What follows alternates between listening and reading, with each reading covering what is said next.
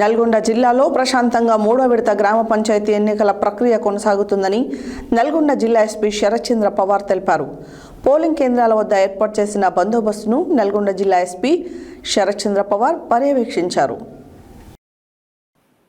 నల్గొండ జిల్లాలో ప్రశాంతంగా మూడో విడత గ్రామ పంచాయతీ ఎన్నికల ప్రక్రియ కొనసాగుతుందని నల్గొండ జిల్లా ఎస్పీ శరత్చంద్ర పవార్ తెలిపారు.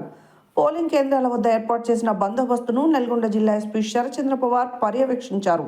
పోలింగ్ కేంద్రాల పరిధిలో 144 సెక్షన్ అమల్లో ఉందని తెలిపారు. పోలింగ్ కేంద్రాల పరిధిలో 5-6 లేదా అంతకన్నా ఎక్కువ వ్యక్తులు గుంపులుగా గుమికూడరాదని తెలియజేశారు.